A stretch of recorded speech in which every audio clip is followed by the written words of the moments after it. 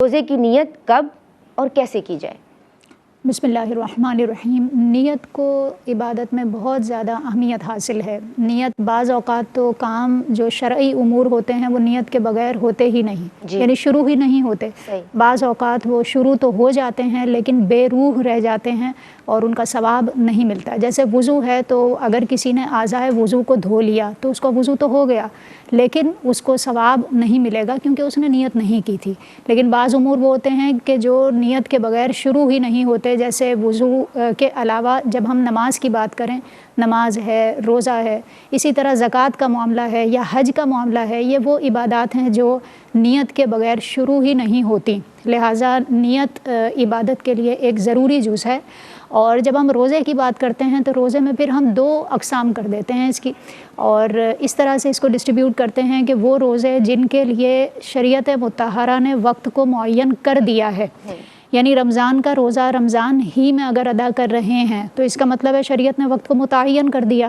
اسی طرح نظر معین، یعنی وہ منت جس کے لیے ہم نے خود دن کو مقرر کر لیا۔ مثال کے طور پر کسی نے کہا کہ اب جو جمعرات آئے گی یا اب جو جمعہ آئے گا اس کو میں اپنی منت کا روزہ رکھوں گی، یہ نظر معین کہلاتی ہے۔ اسی طرح وہ روزے جن کو ہم نفل، مستحب، سنت روزے کہہ دیتے ہیں، جیسے آج کل ہم روزے رکھ رہے ہیں شعبان کے، تو یہ جو روزے ہیں یہ سارے کے سارے نفلی روزے کہلاتے ہیں، اور اس کے لیے شریعت مطہرہ نے کوئی معین دن مقرر نہیں کیا ہے۔ آپ جس دن چاہیں روزہ رکھ سکتے ہیں۔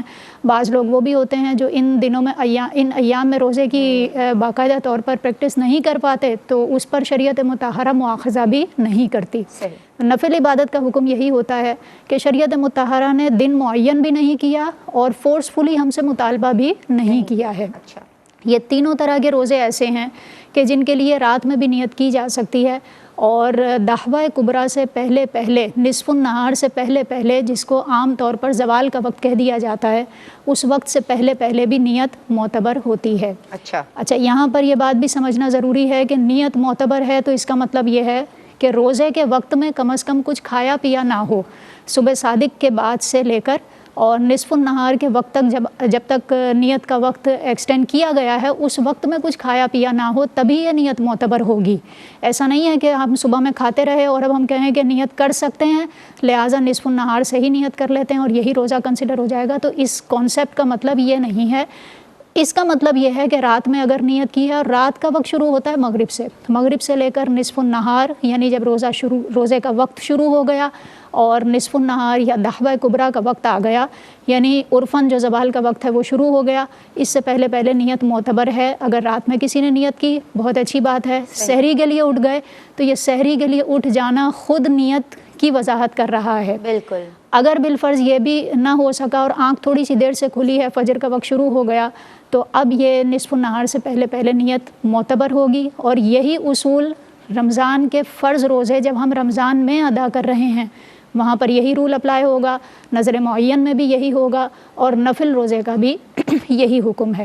باقی رہا یہ مسئلہ کہ اگر رمضان کے روزے بعد میں قضا ادا کر رہے ہیں، یا اسی طرح نظر غیر معین، یعنی کسی نے کہا کہ میرا فلاں کام ہو گیا تو میں ایک روزہ ادا رکھوں گی یا اپنی منت کا ایک روزہ ادا کروں گی، یہ نظر غیر معین کہلاتی ہے، جس کے لیے ہم نے دن کو مقرر نہیں کیا ہے۔ تو یہ دونوں جو روزے ہیں ان کے لیے یہ ضروری ہے کہ جب ہم فرض رمضان کا روزہ جو رمضان میں ہم نہیں رکھ سکے تھے وہ بعد میں ادا کر رہے ہیں، تو اب اس کے لیے ضروری ہے کہ روزہ شروع ہونے سے پہلے ہی نیت کی جائے۔ تو یہ فرق ذہن میں ہونا چاہیے کہ جس کے لیے شریعت نے وقت مقرر کر دیا یا ہم نے معین کر دیا یا نفل روزہ، تو اس کے لیے یہ آپشن ہوتا ہے کہ ہم رات میں بھی نیت کر سکتے ہیں، روزہ شروع ہونے سے پہلے بھی نیت کر سکتے ہیں، اور دحوہ کبریٰ سے پہلے بھی نیت کر سکتے، پہلے تک نیت کر سکتے ہیں۔ اور اگر ایسی کنڈیشن نہ ہو، یعنی رمضان کے قضا روزے ہوں یا اسی طرح نظر غیر معین ہو، تو اس کے لیے یہ ضروری ہوگا کہ روزہ کا وقت شروع ہونے سے پہلے ہی نیت کی جائے۔